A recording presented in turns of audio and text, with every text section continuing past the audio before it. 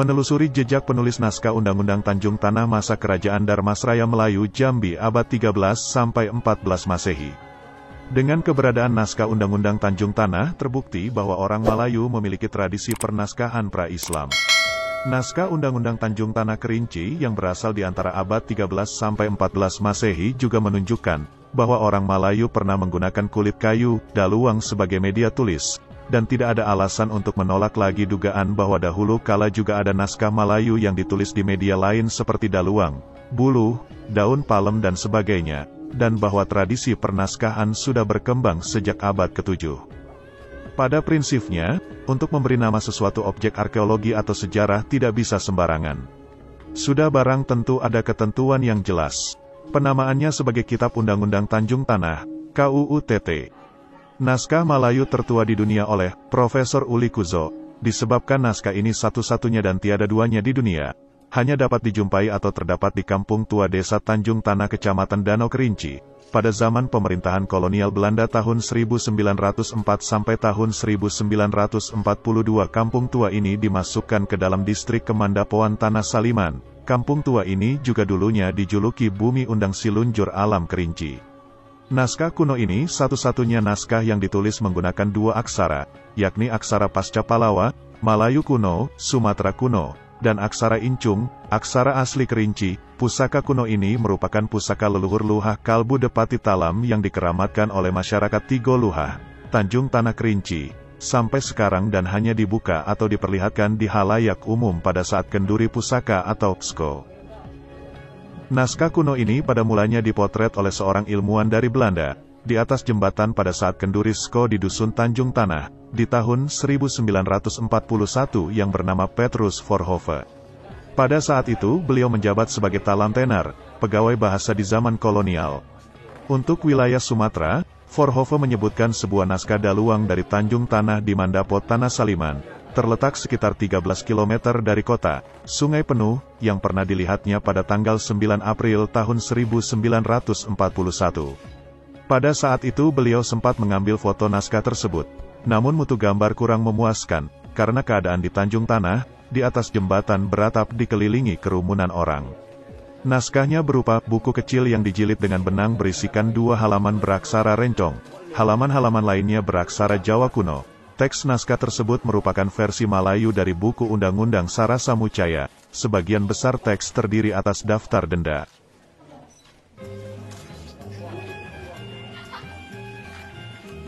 Voorhoeve menemukan naskah tersebut pertama kali dan diteliti pada tahun 1941, namun beliau tidak sampai pada sebuah kesimpulan.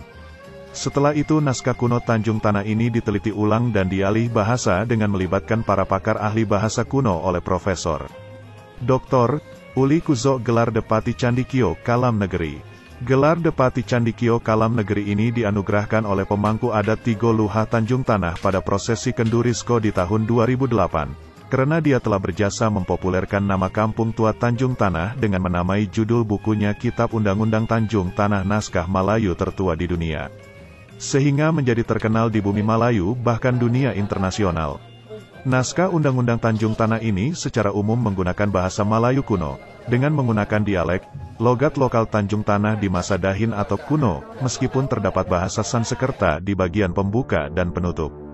Bahan naskah terbuat dari daluang dan telah diuji usianya melalui penanggalan karbon oleh Profesor Uli Kuzo. Alhasilnya menunjukkan kitab ini dibuat sekitar abad ke-13 sampai 14 Masehi. Sampai saat ini belum ada ditemukan naskah lain yang ditulis menggunakan bahasa Melayu melebihi usia naskah Undang-Undang Tanjung Tanah. Sehingga naskah ini masih menduduki posisi pertama sebagai naskah berbahasa Melayu tertua di dunia. Di halaman ke-28-30 mengindikasikan bahwa naskah undang-undang ini dibuat atau dirumuskan secara bersama antara pihak Kerajaan Darmasraya Melayu Jambi dengan para depati dari Bumi Silujur Alam Kerinci dalam sebuah sidang atau pertemuan agung yang disebut Sidang Mahatmya. Pertemuan ini turut dipersaksikan oleh Maharaja Darmasraya. Hasil rumusan undang-undang itu telah disetujui oleh seluruh peserta sidang dan ditulis oleh seorang juru tulis bernama Kuja Ali Depati. Kemudian, barulah naskah undang-undang tersebut disahkan atau diresmikan oleh Maharaja Darmasraya.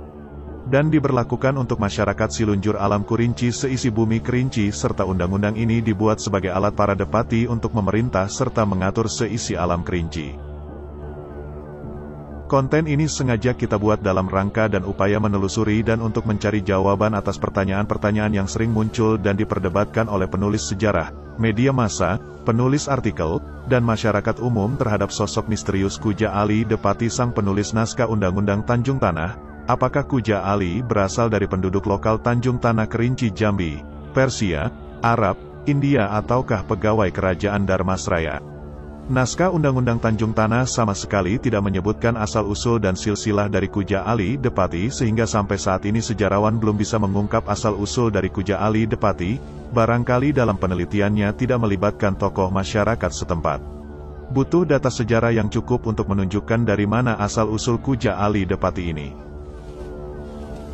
Menurut Profesor Dr. Uli Kuzo, dari naskah Kitab Undang-Undang Tanjung Tanah ini, ditemui adanya pemukiman orang asing di Darmasraya, kemungkinan Tamil dan Persia, karena ada petunjuk orang yang menulis naskah kuno Tanjung Tanah menyandang nama Depati Kuja Ali, kemungkinan kalau bukan dari Tamil beliau itu dari Kuja di Persia.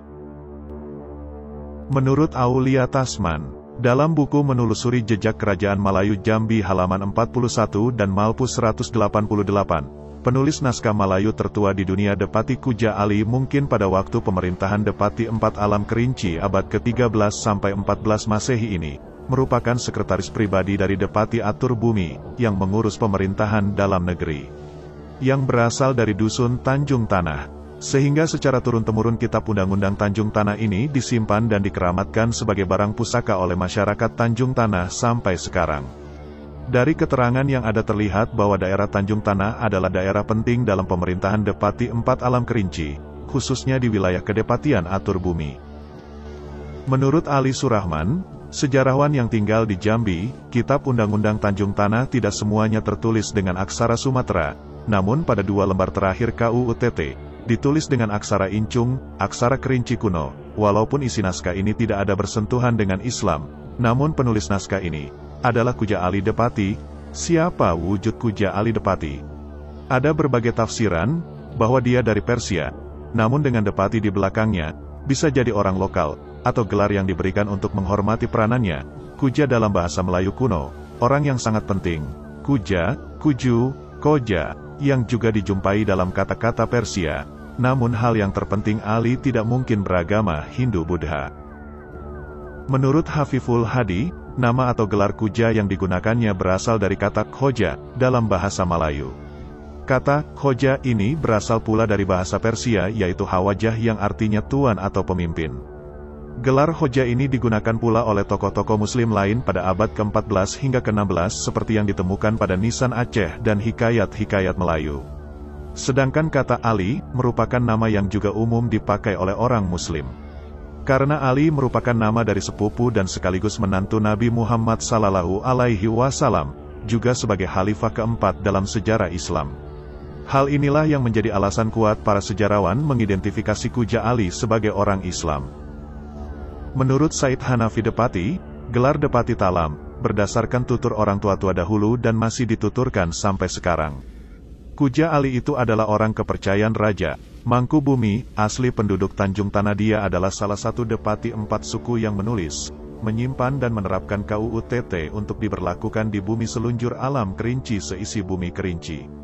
Menurutnya pada zaman dahulu apabila terjadi sidang sengketa yang terjadi di bumi selunjur alam Kerinci, Depati yang berasal dari Tanjung Tanahlah yang diundang untuk menjadi hakim dalam menyelesaikan sidang sengketa itu. Naskah undang-undang dan baju hakim yang digunakan saat bersidang masih tersimpan awet di atas loteng rumah Gedang Bumi Undang wilayah Kedepatian Tigo Luhah Tanjung Tanah sampai sekarang.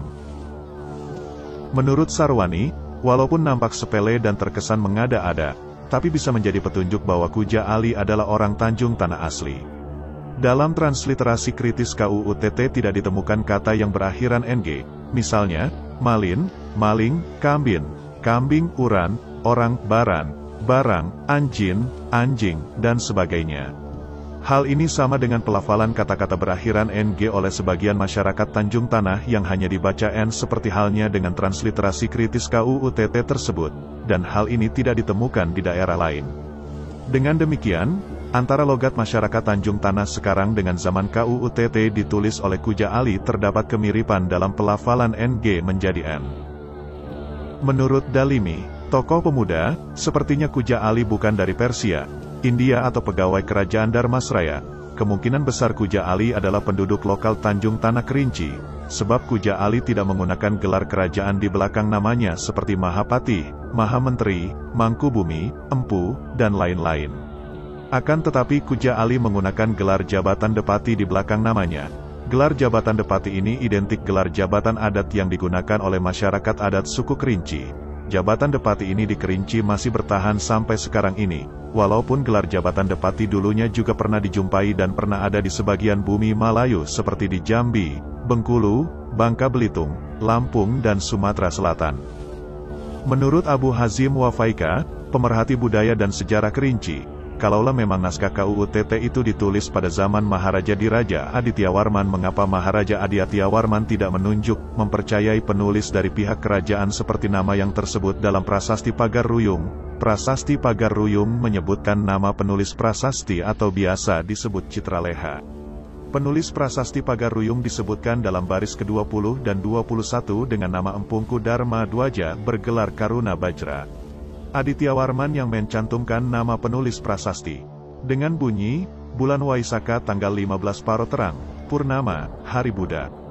Itulah karya dari sang guru 21, Empungku Dharma Dwaja yang dipuji dengan gelarnya Bajra atau Kilat, yang penuh kasih sayang.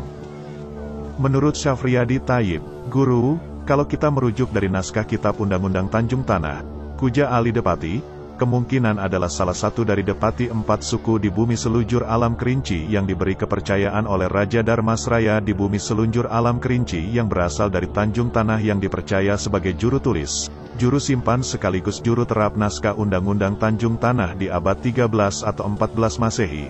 Hal ini terungkap di halaman 9 naskah KUUTT dengan bunyinya sebagai berikut: paha barang orang naik ka rumah orang tidaya barsaru barkuat barsuluh. Bunuh Sanggabu Mikan Salata olih Mamunuh Sanggabu Mikan oleh Dipati Barampat suku.